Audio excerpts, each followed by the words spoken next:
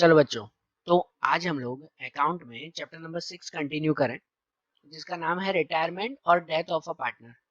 देखो, इस चैप्टर में हमने जहां तक के क्वेश्चंस देखे थे ना, आज हम लोग इसमें फाइनल एक्सरसाइज का क्वेश्चन नंबर 14 देखें।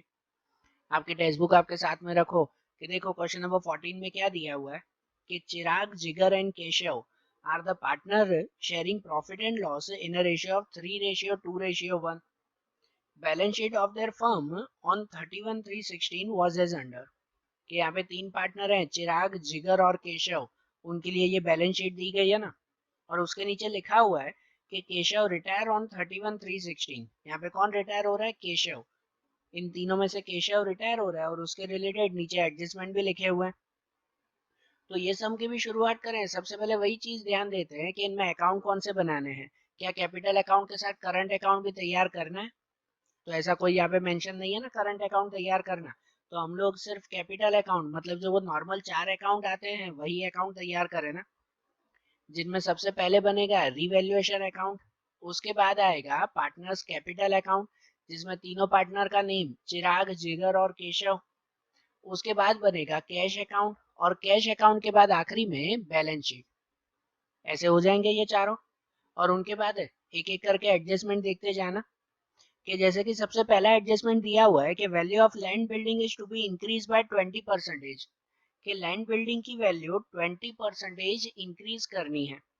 बैलेंस शीट में देखो एसेट में लैंड बिल्डिंग कितनी दी गई है? 50,000। तो उसकी वैल्यू 10% और बढ़ जाएगी ना। 20% और बढ़ जाएगी ना, मतलब कि 10,000 रुपए बढ़ जाएगी। और तो ये लैंड बिल्डिंग कहाँ लिखते हैं? बैलेंस शीट में ही ना, बैलेंस शीट के एसेट में।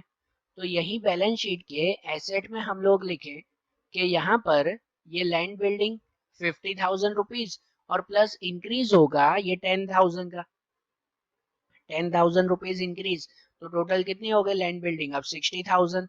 बराबर ना, 50,000 के 20% निकालो तो ये 10,000 इंक्रीज होगा। और इस ये 10,000 की फिर दूसरी एंट्री करनी पड़ेगी ना। इसकी दूसरी एंट्री कहाँ जाएगी? रीवैल्यूएशन के क्रेडिट में। ये 10,000 का फायदा हुआ हमारा, तो इसकी एंट्री कहाँ पे लिखते हैं? रीवैल्यूएशन के क्रेडिट में लिखते हैं।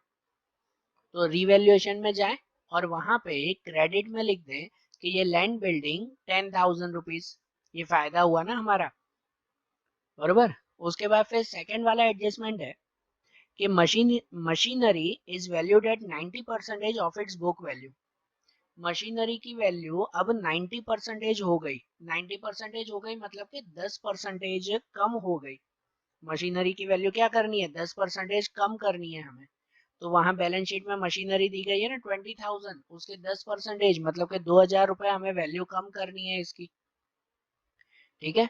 तो ये मशीनरी भी कहाँ लिखते हैं? बैलेंस शीट के एसेट में ही लिखते हैं। तो बैलेंस शीट के एसेट में जाए और वहां पे लिखते हैं अब कि ये मशीनरी 20,000 रुपीज माइनस डिक्रीज हो जाएगा 2,000।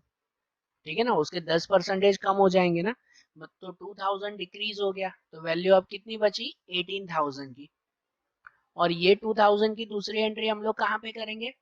तो ये 2,000 एक तरह का लॉस हुआ। लॉस हुआ ना, ये नुकसान हुआ ना 2,000 का। तो वो रीवैल्यूएशन के डेबिट में जाएगा। मतलब कि रीवैल्यूएशन के डेबिट में जाए और वहां पे लिख दें कि ये मशीनरी 2,000 रुपीज। ठीक है, ये 2,000 रुपए का लॉस हुआ ना हमारा। उसके बाद थर्ड वाला एडजस्टमेंट देखें। उसमें दिया हुआ है market value of investment is 150% of its book value. कि जो इन्वेस्टमेंट है ना, उसकी वैल्यू अब 150% हो गई। 150% मतलब कि उसमें अब 50% इंक्रीज हो गया। 150% का मतलब क्या? कि अब नई वैल्यू में 50% ज्यादा है। ऐसा हुआ ना। ठीक है ना, 150% नहीं होता, 100% तो हुआ ही ना, सिर्फ 50% ज्यादा है ऐसा। तो इन्वेस्टमेंट देखो एसेट में कितने दिए हुए हैं? एसेट में इन्वेस्टमेंट दिए हुए हैं 10,000 रुपीज। उसके 50% मतलब के 5,000 रुपए और ज्यादा बढ़ जाएंगे। तो ये इन्वेस्टमेंट भी कहाँ लिखते हैं? वही बैलेंस शीट के एसेट में ही। तो वहीं पे ही बैलेंस शीट के एसेट में जाएं और वहां पे अब लिखें कि ये इन्वेस्टमेंट 10,000 रुपीज के हैं और प्लस इंक्रीज हो जाएगा 5,000 रुपीज। 50% मतलब आधे इंक्रीज हो जाएंगे ना। तो 5,000 रुपए बढ़ जाएंगे। तो अब इन्वेस्टमेंट कितने का हो गया? 15,000 रुपए का इन्वेस्टमेंट हो गया। ओके। और ये जो 5000 है उसकी दूसरी एंट्री अब कहाँ पे करेंगे? तो ये 5000 रुपए का फायदा हुआ ना, हमारा इन्वेस्टमेंट की वैल्यू बढ़ गई कि ये हमारा फायदा हुआ, तो इसकी दूसरी एंट्री रीवैल्यूएशन के क्रेडिट में जाएगी। कहाँ पे? रीवैल्यूएशन के क्रेडिट में, वहां पे ये एंट्री होगी। तो रीवैल्यूएशन के क्रेडिट में जाएं और वहां पे लिख दें कि ये इन्वेस्टमेंट 5000 रुपीज, ये इतना फायदा हुआ इन्वेस्टमेंट का। ठीक है, ये थर्ड वाला एडजस्टमेंट भी हुआ। अब उसके बाद फोर्थ वाला एडजस्टमेंट, जिसमें दिया हुआ है कि bad debt reserve on debtors is to be reduce by 5%। Bad debt reserve 5% कम करने हैं। कि ऊपर देखो डेप्टर्स कितने दिए हुए हैं, डेप्टर्स 20,000 दिए हुए हैं और उसमें बेड डेट रिजर्व 2000 रुपीज है। तो उनमें 5% अब कम करने हैं, तो किसके 5% निकाल दें? डेप्टर्स के 5%। तो डेप्टर 20,000 है ना, उसके 5% अगर आप निकालोगे ना, मतलब कि 1000 रुपए हो जाते हैं, 1000 रुपीज। कि इसका मतलब कि ये बेड डेट रिजर्व 1000 रुपए कम करनी है। मतलब ये 2000 रुपए बेड डेट रखी है ना, वो 2000 नहीं रखनी, 1000 रुपए रखनी है। 1000 कम कर देनी है ना उसमें। ठीक है ना? तो ये डेप्टर्स की एंट्री कहाँ करते हैं? वो भी बैलेंस शीट के एसेट में ही लिखते हैं ना हम लोग। तो बैलेंस शीट के एसेट में जाए और वहां पे लिख दें कि ये डेप्टर्स 20,000 रुपीज, और अब बेड डेट रिजर्व 1000 ही लिखेंगे। क्योंकि देखो 2000 रुपए थी हमारे पास, ये 2000 रुपए तो पहले से ही बेड डेट रिजर्व रखी हुई थी यहाँ पर। बोला हुआ है कि 5% कम कर दो। किसके 5% निकाले? तो ये 20,000 के 5% निकाले। तो इसके 5% निकालो तो कितने हो जाते हैं? 1000 हो जाता है। मतलब बेड डेट रिजर्व 2000 की है, उसमें से 1000 रुपए कम कर दो बेड डेट रिजर्व, तो अब बचेगी कितनी बाकी? 1000 रुपए ही ना। तो इसका मतलब बेड डेट रिजर्व अब ये 1000 रुपए की ही रखनी है हमें। समझ आई बात? तो बेड डेट रिजर्व इतनी रखी तो बाहर बचा ये 19,000 रुपीज। ओके। और इनकी दूसरी एंट्री कहाँ होगी? तो यहाँ पे समझना कि 2000 रुपए पहले से ही बेड डेट रिजर्व हमारे पास थी और उसमें से 1000 रुपए कम कर दी। तो मेंटेन अब 1000 रुपए ही रखी ना। तो ये कम की, हमारा एडजस्टमेंट ये है कि इतने रुपए कम करने हैं।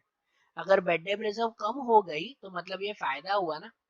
पहले 2000 रखनी थी, अब खाली 1000 रुपए ही रखी है, तो बाकी के 1000 रुपए का फायदा हुआ ना हमें। तो ये फायदा हुआ ना, तो रीवैल्यूएशन के क्रेडिट में जाके लिखते हैं ये बेड डेट रिजर्व 1000 रुपए की, कि 1000 रुपए का फायदा हुआ। कहाँ पे? रीवैल्यूएशन के क्रेडिट में। तो देखो रीवैल्यूएशन के क्रेडिट में जाए और वहां पे लिखें कि ये बेड डेट रिजर्व 1000 रुपीज, 1000 रुपए का फायदा हुआ बेड डेट रिजर्व का। ओके। ये फोर्थ वाला एडजस्टमेंट भी हुआ। उसके बाद 5 वाला एडजस्टमेंट, जिसमें दिया हुआ है goodwill of the firm is valued at 36,000। कि बिजनेस की गुडविल कितनी दी गई है? 36,000 दी गई है। तो ये बिजनेस की जो गुडविल होती है वो हम लोग क्या करते हैं, उनमें से जो रिटायर हो रहा है उसका हिस्सा ढूंढ कर बाकी के दोनों को बांट देते हैं ना गेन रेशियो में। बरोबर ना? तो अब ये गुडविल की एंट्री करें, इसकी काउंटिंग करें, ये समझना कि यहाँ पर एक चीज समझना कि यहाँ पे जो 3 पार्टनर हैं, चिराग, जिगर और केशव, उसका ओल्ड रेशियो तो दिया हुआ है 3:2:1। लेकिन लेकिन यहाँ पर कहीं पर भी कोई गेन रेशियो के बारे में, कोई जो है वो न्यू रेशियो के बारे में कोई भी चीज मेंशन नहीं है ना, वो तो कुछ नहीं दिया हुआ है ना। जैसे पहले क्वेश्चन में दिया हुआ होता था गेन रेशियो या कुछ, यहाँ पे तो ऐसा कुछ भी नहीं दिया हुआ। तो इसका मतलब क्या? कि इनका जो पुराना रेशियो होगा ना, वही गेन रेशियो भी कहलाएगा और वही न्यू रेशियो भी कहलाएगा। ये चीज समझना। जब कुछ भी नहीं दिया हुआ है ना, खाली ओल्ड रेशियो ही दिया हुआ है ना, तो उनके अकॉर्डिंग कि ये एक पार्टनर अगर निकल जाए, समझो ये केशव निकल जा रहा है, तो बाकी कौन बचा? चिराग और जिगर। तो चिराग और जिगर के लिए उनका गेन रेशियो भी वही रहेगा 3:2, और उनका न्यू रेशियो भी अब वही रहेगा 3:2। समझ रहे हो? अगर एक पार्टनर निकल जाता है तो बाकी के दोनों का गेन रेशियो और न्यू रेशियो वो दोनों वही का वही रहेगा। जब और कुछ भी न दिया हुआ हो तो आगे कितने सारे सम्स किए उसमें सब दिया हुआ होता था ना। या तो न्यू रेशियो होता था तो गेन फाइंड करते थे, या तो गेन होता था तो न्यू रेशियो भी फाइंड किया था इससे आगे वाले क्वेश्चन में। बरोबर? तो यहाँ पर ये कुछ भी मेंशन नहीं है, तो इनका ओल्ड रेशियो ही गेन रेशियो और वही उनका न्यू रेशियो कहलाएगा। तो इनके हिसाब से देखो गुडविल कैसे बांटेंगे कि टोटल गुडविल दी गई है 36,000 रुपीज की, उसमें से गुडविल ऑफ केशव अगर फाइंड करें जो रिटायर हो रहा है वो, तो ये 36,000 में से केशव का हिस्सा कितना है, रिटायर हो रहा है काउंटिंग तो करें ना उसकी, तो उसका हिस्सा कितना आता है 1 आता है 1 और अपॉन में ये टोटल 6, तो 36,000 मल्टीप्लाई 1/6 तो कितना हो जाएगा 6,000 हो जाएगा। गुडविल के केशव के हिस्से की गुडविल वो 6,000 रुपए है, बरोबर। ये 6,000 रुपए वो बाकी के दोनों को बांट देंगे, कैसे बांटेंगे, ये गेन रेशियो में 3:2 में। तो उनके हिसाब से गुडविल ऑफ चिराग, चिराग के हिस्से की गुडविल हो जाएगी ये 6,000, ये 6,000 ही बांटनी है ना हमें, इसीलिए कि ये 6,000 मल्टीप्लाई 3/5 मल्टीप्लाई ये 3 और अपॉन में 5 तो कितना हो जाएगा 3600 रुपीज। और वैसे ही गुडविल ऑफ जिगर अगर देखोगे तो वही 6,000 मल्टीप्लाई 2/5 करेंगे, 3:2 में से ये 2/5 मतलब के 2400 रुपीज। तो ये केशव के हिस्से की जो गुडविल थी 6,000 रुपए, वो 6,000 रुपए ऐसे ही दोनों को बांट दी जाएगी ना। और एंट्री कैसे करते हैं कि जो रिटायर होता है उसके क्रेडिट में जाके लिखते हैं, मतलब केशव के क्रेडिट में जाके लिखेंगे ये पूरे 6,000 रुपए, और जो रिटायर नहीं हो रहे हैं ना तो उनके डेबिट में जाके लिखते हैं, इन दोनों के डेबिट में जाके ये अमाउंट लिखेंगे, बरोबर। तो ये गुडविल की जो एंट्री करें तो पार्टनर्स कैपिटल अकाउंट में ये एंट्री होगी ना, पार्टनर्स कैपिटल अकाउंट में जाएं और वहां पे लिख दें पहले क्रेडिट में ये प्रीमियम ऑफ गुडविल, और जो रिटायर हो रहा है ना उसमें पूरी गुडविल लिखते हैं कि रिटायर ये केशव हो रहा है तो उसमें ये उसके हिस्से की ये 6,000 गुडविल, बरोबर, ये पूरी गुडविल उसके हिस्से की, और ये 6,000 की गुडविल यहाँ दोनों में बांट दी जाएगी ना गेन रेशियो में। तो यहाँ डेबिट में भी प्रीमियम ऑफ गुडविल लिख देते हैं कि प्रीमियम ऑफ गुडविल ये चिराग में 3600 और ये जिगर में 2400 रुपीज, बरोबर। ऐसे आ जाएगा ना ये दोनों। तो ये गुडविल की एंट्री भी हो गई ना। अब नंबर 6 वाला एडजस्टमेंट कि उसमें दिया हुआ है 2,000 is outstanding for salary payable to an employee, कि एक एम्प्लॉय को सैलरी देनी थी कि जिसमें 2,000 रुपए आउटस्टैंडिंग है, देने बाकी है हमें। तो ये आउटस्टैंडिंग सैलरी है ना, बरोबर ना, इसका ऊपर बैलेंस शीट में कोई मेंशन नहीं है, इसकी डायरेक्ट एंट्री होगी कि ये आउटस्टैंडिंग सैलरी है, तो इसकी एक एंट्री तो होगी बैलेंस शीट के लायबिलिटी में, ये हमारी लायबिलिटी हो गई ना कि अब सैलरी देना बाकी है, बरोबर। और दूसरी एंट्री, तो दूसरी एंट्री रीवैल्यूएशन के डेबिट में, ये नुकसान भी तो हुआ ना 2,000 का, सैलरी देना बाकी है तो वो हमारा नुकसान हुआ। तो इसकी पहली एंट्री तो होगी बैलेंस शीट की लायबिलिटी में, बैलेंस शीट में जाए और वहां लायबिलिटी में लिखे आउटस्टैंडिंग सैलरी ये 2,000 रुपीज में, बरोबर, ये 2,000 की सैलरी देना बाकी है। और दूसरी एंट्री रीवैल्यूएशन के डेबिट में, मतलब कि रीवैल्यूएशन में जाए और रीवैल्यूएशन के डेबिट में लिखे कि ये आउटस्टैंडिंग सैलरी 2,000 रुपीज। ओके, ये 6 वाला एडजस्टमेंट भी हो गया। अब 7th वाला एडजस्टमेंट कि जिसमें दिया हुआ है कि चिराग एंड जिगर will bring necessary amount in cash in such a manner that amount due to Keshav is to be paid in cash and balance of cash may remain in the firm as working capital rupees 14,000 and their capital in new firm become proportionate to the new profit and loss sharing ratio। अब देखो ये 7th वाला भी maintenance of capital का ही है ये adjustment, लेकिन इसमें बहुत सारी चीजें साथ में दी गई है कि एक तो समझना ध्यान से, 3 चीजें हैं इस एडजस्टमेंट में कि एक तो जो पार्टनर बचेंगे ना, रिटायर हो रहा है केशव, बाकी के जो 2 पार्टनर हैं उन्हें अपना कैपिटल वो न्यू रेशियो में मेंटेन रखना है, new profit and loss ratio में। इसके अलावा कि जो पार्टनर रिटायर हो रहा है केशव उसे पूरा कैश दे देना है, और साथ में अपने बिजनेस में कैश का बैलेंस 14,000 मेंटेन भी रखना है। मतलब कैसे कि भाई साल के एंड में ना हमारे गले में कि भाई हमारे बिजनेस में 14,000 रुपीज कैश पड़े होना चाहिए, और उसके हिसाब से ये दोनों जो पार्टनर बचेंगे ना वो कुछ रुपए घर से लेके आएंगे या लेके जाएंगे, ऑलमोस्ट लेके ही आएंगे ना भाई, इस तरह से लेके आना है कि जिससे वो जो पार्टनर रिटायर हो रहा है उसे भी पूरे पैसे दे दिए जाएं, और इसके अलावा हमारे बिजनेस में 14,000 रुपीज का कैश भी मेंटेन रहे। ठीक है, ऐसा ये तीनों चीजें साथ में इसमें करनी है। लेकिन ये एडजस्टमेंट तो हमेशा सम के एंड में होता है ना, पहले सब एंट्रीज हो जाए, आखिरी क्लोजिंग के वक्त ये एडजस्टमेंट करते हैं। तो पहले बाकी सबकी एंट्रीज कर लें हम लोग, कि बैलेंस शीट में जो जो चीजें दी हुई है उनकी एंट्री करें। सबसे पहले देखो बैलेंस शीट की लायबिलिटी में कैपिटल दिया हुआ है, ये स्टार्टिंग का बैलेंस होता है ना, वो कहाँ लिखते हैं, कैपिटल अकाउंट के क्रेडिट में, वहाँ क्रेडिट में लिखते हैं ना ये तीनों का बैलेंस, बैलेंस ब्रॉड फॉरवर्ड करके। तो कैपिटल अकाउंट के क्रेडिट में जाएं और वहां पे लिखे ये बैलेंस ब्रॉड फॉरवर्ड, चिराग में 30,000, जिगर में 20,000 और केशव में 10,000 रुपीज। ऐसे ये तीनों का बैलेंस आ जाएगा, बराबर। उसके बाद दिया हुआ general reserve 6,000 rupees general reserve है, वो भी तीनों को बांट दिया जाएगा ना, जनरल रिजर्व यही क्रेडिट में ही तीनों को बांट देंगे।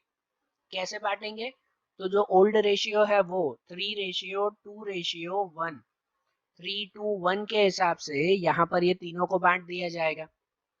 मतलब उनके हिसाब से यहीं पर ही अगर तीनों को बांट दें तो उनकी एंट्री ये हो जाएगी कि ये जनरल रिजर्व चिराग में 3,000, जिगर में 2,000 और केशव में 1,000 रुपीज।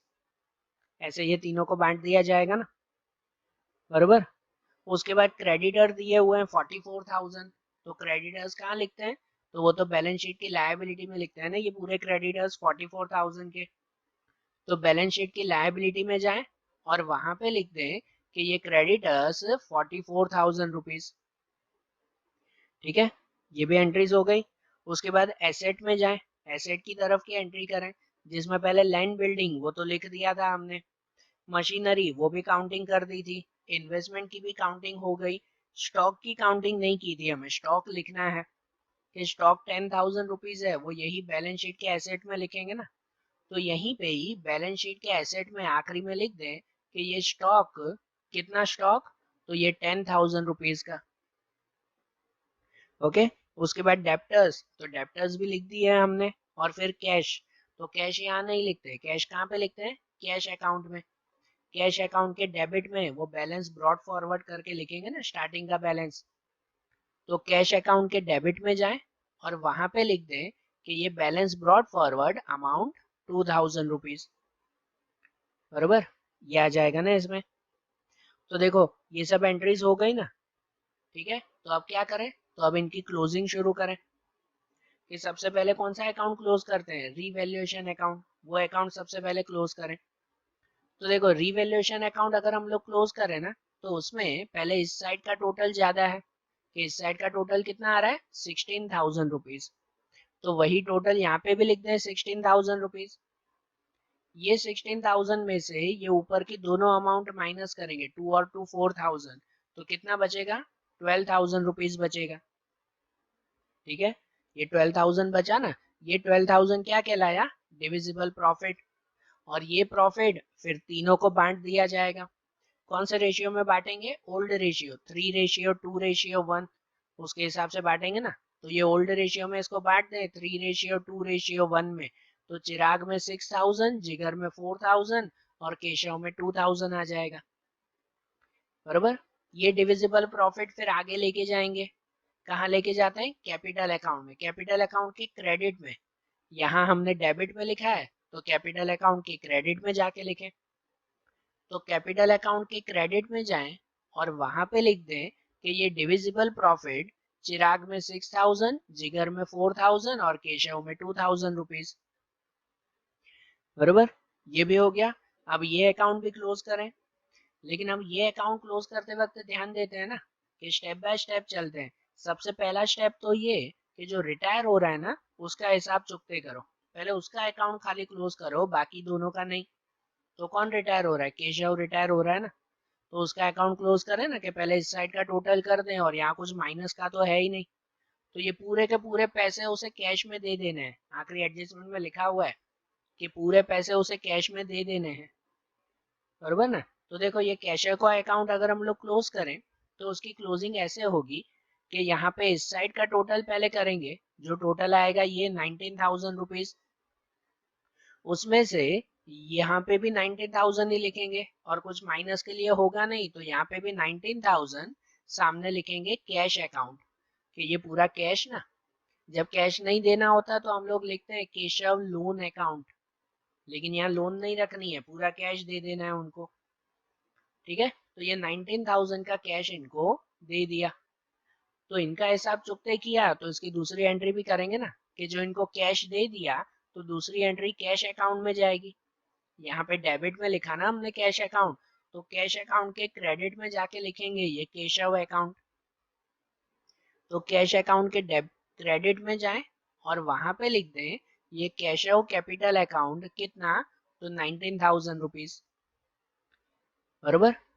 ये हो गया ना, उसका हिसाब चुकते हो गया। अब उन बाकी दोनों का क्लोजिंग करेंगे। अब बाकी दोनों का जो क्लोजिंग करें, तो क्लोजिंग के वक्त वो सेवंथ वाला एडजस्टमेंट दिया हुआ है, कि एक तो ये कि सेवंथ वाले एडजस्टमेंट में ऐसा था कि जो दोनों को अपनी कैपिटल, नई कैपिटल जो मेंटेन रखनी है वो न्यू रेशियो में मेंटेन रखनी है। दूसरी बात है कि जो केशव को 19,000 दिए ना, वो भी उनको घर से लेके आने।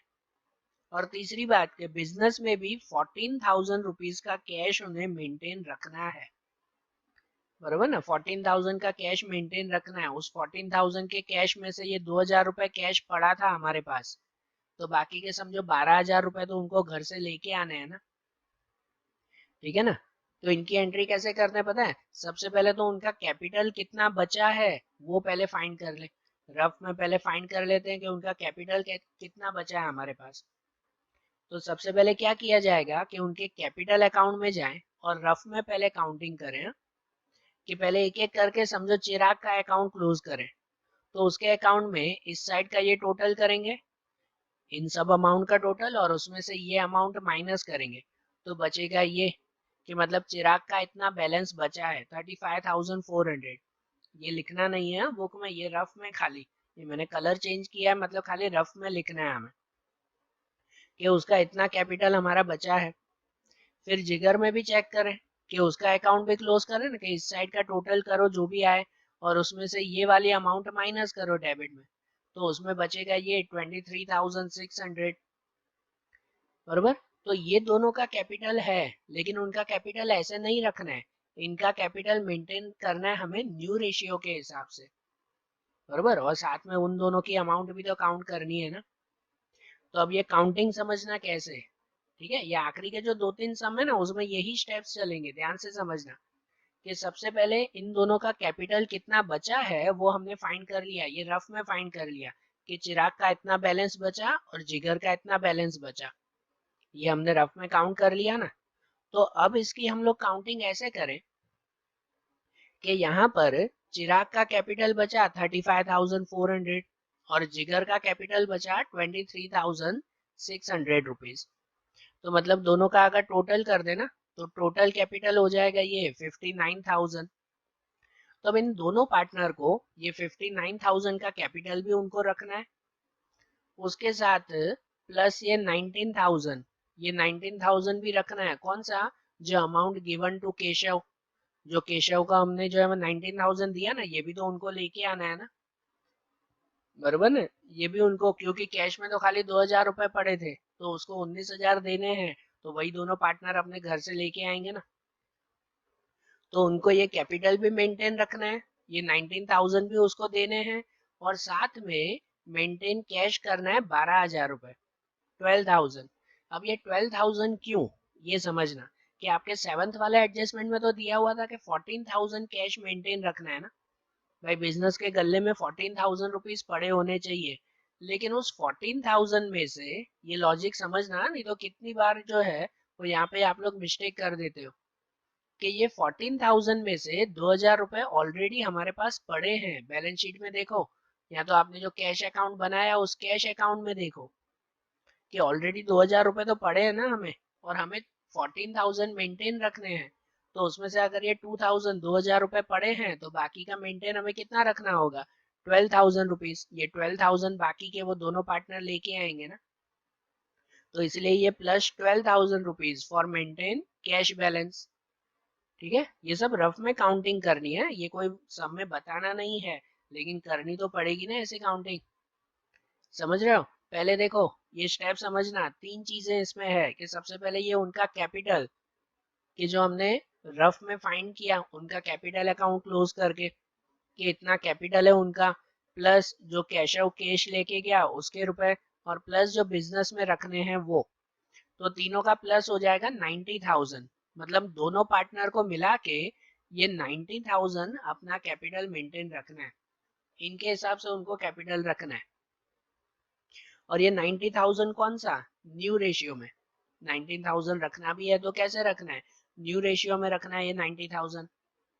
तो न्यू रेशियो हमने फाइंड किया था ना, मैंने बताया था इसमें और कुछ मेंशन नहीं है, तो इनका न्यू रेशियो वो ओल्ड रेशियो ही कहलाएगा, कि ओल्ड रेशियो जैसे 3 और 2 दिया हुआ है तो यही होगा, बराबर ना, केशव तो निकल गया तो बाकी का 3:2 कहलाएगा ना इनका। तो इनके हिसाब से अगर ये 90,000 मेंटेन रखे ना, तो कैपिटल मेंटेन बाय चिराग, तो चिराग का कैपिटल हो जाएगा 90,000 मल्टीप्लाई 3/5, कितना हो जाएगा 3/5, उसका 3 रेशियो ना, तो मतलब 54,000। एंड कैपिटल मेंटेन बाय जिगर अगर देखें तो 90,000 मल्टीप्लाई 2/5, उसका ये 2 पार्ट है इसीलिए, तो मतलब हो जाएगा 36,000 रुपीज। तो चिराग और जिगर को इतना इतना कैपिटल उन्हें मेंटेन रखना है, 54 एंड 36,000 रुपीज।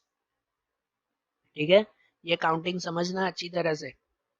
तो मतलब देखो कि यहाँ पर जो हमने ये कैपिटल अकाउंट में क्लोज किया था ना रफ में, कि उन दोनों का बैलेंस इतना आया था, तो अब ये बैलेंस नहीं रखना है, ये तो हमने रफ में काउंट किया। अब उसकी रियल काउंटिंग की तो हमारा कितना आया 54 एंड 36, तो उसके हिसाब से मेंटेन रखना है ना, मतलब यहीं पे ही यही बैलेंस कैरी फॉरवर्ड अब करेक्ट करके लिखेंगे, तो करेक्ट बैलेंस कैरी फॉरवर्ड ये आ जाएगा 54,000 रुपीज एंड 36,000 रुपीज, बराबर। और फिर उसके बाद ये एक एक करके दोनों का अकाउंट क्लोज करेंगे और चेक करेंगे भाई, पहले चिगर का ये चिराग का अकाउंट क्लोज करें और यहाँ पे चेक करेंगे कि भाई उसमें जो है कितना बैलेंस उसका बाकी है, उतने रुपए वो घर से लेके आएगा। फिर ये जिगर का अकाउंट क्लोज करेंगे, उसमें भी चेक करेंगे उसका कितना बैलेंस बाकी है, तो उतने रुपए वो भी जो है वो घर से लेकर आएगा, ऐसे ना। और इनका अकाउंट क्लोज करें उससे पहले ये दोनों जो अमाउंट है, ये जो बैलेंस कैरी फॉरवर्ड, तो उसे कहाँ कैरी फॉरवर्ड करते हैं, बैलेंस शीट के लायबिलिटी में ना, ऊपर लिखते हैं ना कैपिटल अकाउंट करके, तो सबसे पहले तो ये वहीं पे ही लेके जाना बैलेंस शीट की लायबिलिटी में, उसके बाद इसको क्लोज कर दें। तो सबसे पहले ये दोनों अमाउंट बैलेंस शीट की लायबिलिटी में लिख दें, ये ऊपर कैपिटल अकाउंट करके कि चिराग में 54,000 और जिगर में 36,000, तो अमाउंट कितनी हो जाएगी 90,000 की अमाउंट हो जाएगी, बरोबर। ये अमाउंट हो गई उनकी 90,000 की। अब वो अकाउंट हम लोग क्लोज करें, अब कैपिटल अकाउंट में जाकर वो क्लोजिंग करें। तो कैपिटल अकाउंट में जो इनकी क्लोजिंग की जाए, तो सबसे पहले चिराग की क्लोजिंग करें कि पहले इस साइड का टोटल, उसमें उसे घर से लेके आना है ना, तो इस साइड ही टोटल ज्यादा होगा हमेशा, इस साइड नहीं। कि इस साइड का अगर टोटल देखें तो वो आया 57,600, तो यहाँ पे भी लिख देंगे 57,600, और उसमें से ये ऊपर की तीनों अमाउंट माइनस करेंगे, ये तीनों अमाउंट माइनस करें तो बचेगा कितना 18,600, इतने रुपए उसे घर से लेकर आने चिराग को। उसके बाद ये जिगर में, कि ये जिगर में अगर देखें तो इनका टोटल आया है 38,400, उतना ही टोटल यहाँ पे भी कर दें 38,400, और उसमें से भी ये अमाउंट अगर माइनस कर दें तो बचेगा ये 12,400, इतना वो जिगर लेकर आएगा। अगर इसके हिसाब से लेके आएंगे ना, तो वो कैश भी कंप्लीट हो जाएगा, जो केशव को दिया 90,000 वो बैलेंस भी हो जाएगा, और साथ में 14,000 जो कैश रखना था वो कैश भी मेंटेन हो जाएगा। तो अब ये दोनों इतना कैश लेके आएंगे ना, तो इनकी एंट्री कहाँ पे करेंगे हम लोग, तो इसकी एंट्री करेंगे हम लोग कैश अकाउंट के डेबिट में। यहाँ पे कैश अकाउंट ही लिखा ना, तो कैश अकाउंट के डेबिट में करेंगे, यहाँ क्रेडिट में लिखा हुआ है तो उसके डेबिट में जाके लिखेंगे कि ये दोनों घर से लेके आएंगे। तो कैश अकाउंट के डेबिट में जाएं और वहां पे लिख दें कि ये चिराग कैपिटल अकाउंट 18,600 और ये जिगर कैपिटल अकाउंट 12,400 रुपीज, बरोबर। ये दोनों इतना लेकर आएंगे ना, और अब फाइनली ये कैश अकाउंट भी क्लोज करें, यही आखिरी बचा ना, तो इसे भी आखिरी में क्लोज कर दें। तो ये जो कैश अकाउंट हम लोग क्लोजिंग करें, तो इनकी क्लोजिंग ऐसे हो जाएगी कि इस साइड का टोटल करेंगे ये 33,000, उतना यहाँ पे भी लिख दें 33,000 और उसमें से ये अमाउंट माइनस कर दें ऊपर की, तो बचेगा कितना 14,000 रुपीज। कि यहाँ पे आपका आ गया ना सही टोटल 14,000 रुपीज, है कि नहीं। यहाँ पे पूछा हुआ ही था ना 7th वाला एडजस्टमेंट में कि आपका कैश 14,000 बचना चाहिए।